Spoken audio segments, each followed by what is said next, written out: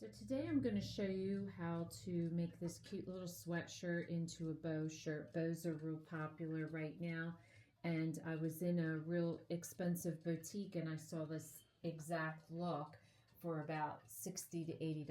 I can't remember the exact price they were asking for the shirt, but I thought to myself, well, I can do this myself at home.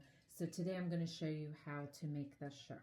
So to get started, I bought a shirt at Marshall's, and it's just a sweatshirt material, and I looked for one that wasn't gathered at the waist. I just think it'll look cuter, but whatever you prefer.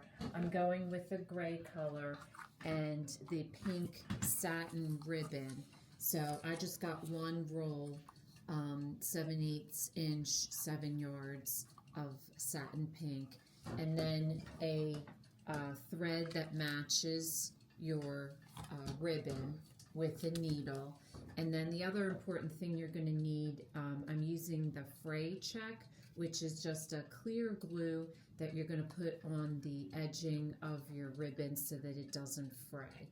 And then a pair of fabric scissors. So the first thing I'm going to do is cut my ribbons, and I'm going to just cut them all to the same length. I used 20 inches for each bow. So I'm using a total of 9, 5 on the front and 2 on each sleeve. So these are my bows, and you may ask, how do you get such a pretty bow and consistent every time? You know, some people do the bunny ears. That doesn't work out very well because it twists the ribbon. You have a front and a back to your satin ribbon, and you want to make sure that all the satin is showing in the front. So the best way that I find to do this is you're going to take your thumb and your pinky and put your ribbon and hold it. You're going to make like 3, spread your fingers out. You're going to put the ribbon over your pointer finger, wrap it around your ring finger, and then you're going to put the ribbon through the pointer and middle finger and come through the back, and making sure you're not twisting your ribbon.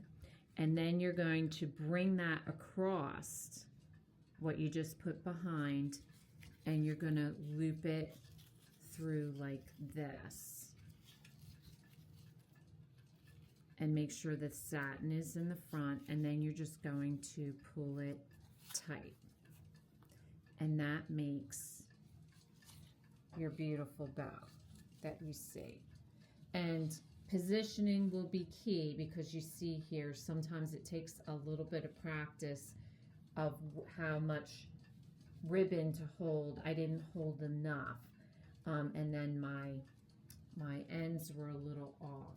So just retie it again, just using your just holding a little bit more of the satin ribbon. But once you get it down, once you do one right, then you'll get an idea of exactly where it needs to be held. But it goes really quickly once you've practiced a couple times and you get it down. It makes beautiful ribbons every time. And you want to make sure you keep your fingers apart as much as possible, because that determines how big your loop is. So however you position your fingers the first time, you just want to stay consistent with that each time so that you get the same size loop every time.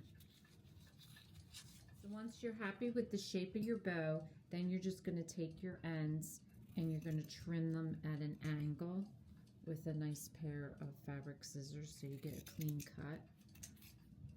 And then you're going to take your fray check and try to use just a very little bit. You'll see I've done it on these. From far away you can't really see, but really up close you can see how it just changes it ever so slightly.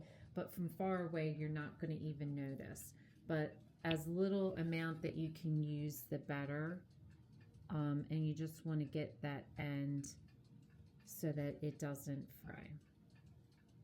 So our next step is going to be to sew our bows onto our shirt. And you'll see how I'm placing the front ones. I'm going to do 5 here and then 2 on each sleeve. So for this, I'm going to start with my middle bow, And we're going to sew that down, and then we're going to sew each of our sides. So to stitch these, I'm using a double strand of thread knotted at the end. I'm going to position my bow where I want it on my shirt, and then you're just going to go underneath, holding the bow in place where you want it, and feel where the knot is, and then go through the whole knot as much as you can, but don't go through the very top layer, and push your needle through the fabric. And you're going to do this a couple times. This way it helps to secure the knot in place on your bow so it doesn't come undone, but you're not going through the very top so that you don't see the thread. And I do this about 3 or 4 times just to make sure the bow is secured. So for the sleeves, I'm going to sew on 2 bows, and how I did it was I folded it your sleeve like this so that I'd get that center section, and then I'm going to open it up once I place the first 2 on so that I get the second 2 lined up similar.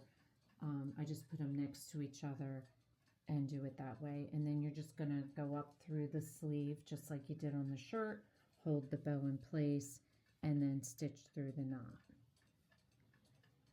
So this was a extremely easy project to do, and saved me like $60. I saw this idea in a boutique and thought it was really cute, and so I decided to try to make it myself, and it turned out exactly like I saw in the store.